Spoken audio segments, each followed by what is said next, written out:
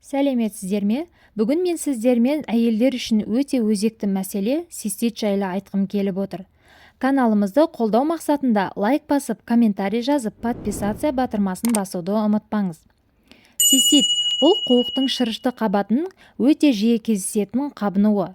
Циститпен тек қана әйелдер емес, балаларда және сонымен қатар ер кісілерде ауруы мүмкін. Тек әйел адамдарда ол жиі кездеседі. Цистит микроорганизмдердің қуыққа енуіне байланысты пайда болады. 80-95% жағдайда бұл зәр шығару мүшесінің жанында орналасқандықтан тік ішектің ішек таяқшасы арқылы зақымданады. Сонымен қоса стафилококк, энтерококк, хламидиоз және тағы басқа. Бұл көбіне гигиеналық ережелерді сақтамай, яғни дұрыс жуынбаудың әсерінен бактериялар уретраға енеді. Әдетте адам денесі зәр шығару кезінде бактерияларды табиғи түрде ағзадан шығарады. Бірақ кейде олар уретраның немесе қуықтың қабырғасына енеді. Тез көбейеді. Сондықтан олардың бір бөлігі қуықта қалып қояды. Әсіресе зәрді ұзақ уақыт бойы қуықта ұстау да бактериялардың қуықта қалып қоюына әсер етеді. Ерлерде қуықтың қабынуы жиі қуық асты безінің ұлғаюы немесе жұқпалы ауруларға байланысты дамиды. Қуық қабынуын шақыратын ең негізгі факторларға суықтану жатады. Циститтің алдын алу үшін интимдік гигиенаны сақтаңыз және жұмсақ сабын қолданыңыз. Несеп жыныс жүйесінің ауруларын уақытылы емдеңіз. Тәулігіне жеткілікті сұйықтық ішіп, мақтадан жасалған іш киім киіп, суықтан аулақ болуыңыз қажет. Цистит жедел және созылмалы болып екіге бөлінеді. Жедел цистит әдетте кенеттен пайда болады, оған суық тию себеп болады.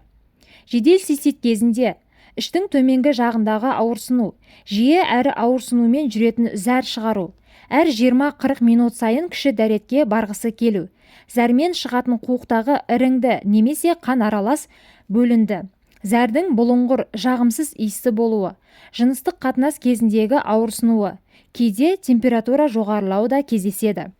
Жедел цистит кезінде денеге салқын тигізбей, тыныш күйді сақтап ем-дом ұстану қажет. Сұйықтықты көп мөлшерде ішу ұсынылады және дерттің созылмалы түріне ауысып кетпеуіне күш салу керек. Созылмалы цистит бұл урологиялық практикада жиі кездеседі.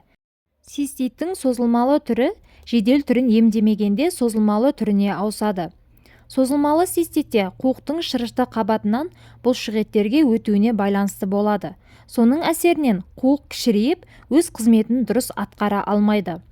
Созылмалы циститті емдемес бұрын қуық ісігі, простатит, уретрит, пелонефрит сияқты себептерін емдеу қажет болады.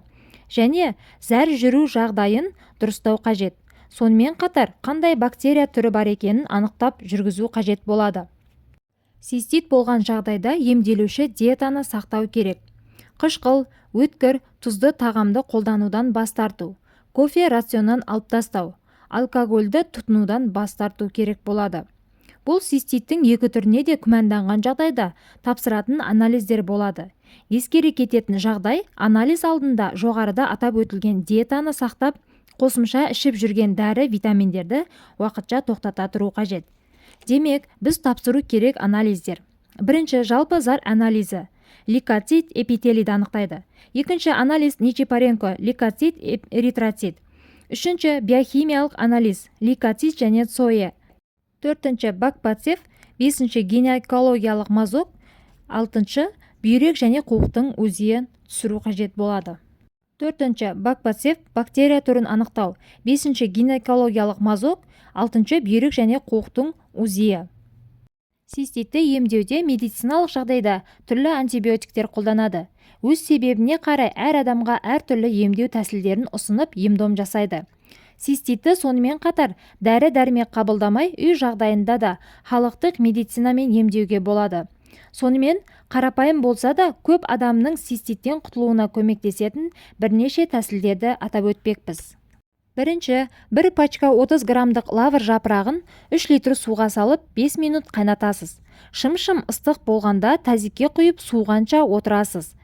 Демек, ванна жасайсыз деген сөз. Аяқталар сәтте кіші дәретіңізді жіберіп, жуынып, жылылықты сақтайсыз. Плюс петрушканы тамырымен қоса турап, қайнатып шай ретінде ішсеңіз де өте керемет әсерін береді. 2 қабат әйелдерге ванна қылуға болмайды. Ванна жасау сәтінде қалың көрпешемен оранып отыруға болады. Екінші, спорыш өсімдігін алып, бір ас қасық кептірілген түрін 200 мл суға демдеп ішесіз. Бұл шөп бүйрек аурулары, бүйректегі тұзға да керемет әсер етеді. Үшінші, мұсылмандық заттар сататын дүкенде сататын таза мумияны алып, 1 грамын 100 мл суға салып ерітесіз. Толық ерігеннен кейін қарашыл түске енеді.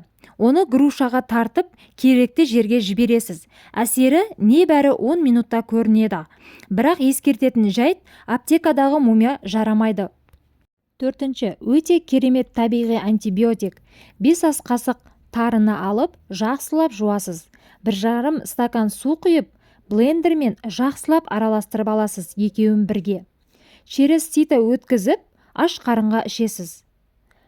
Бесінші, укроп және петрушка тұқымын біреуін таңдап алып, 1 ас қасық салып, үстіне 1 стакан қайнаған су құйып, 2-3 сағат настойка жасап ішесіз. Қазіргі сіздерге атап өткен барлық тәсілдер эффективны әсер етеді.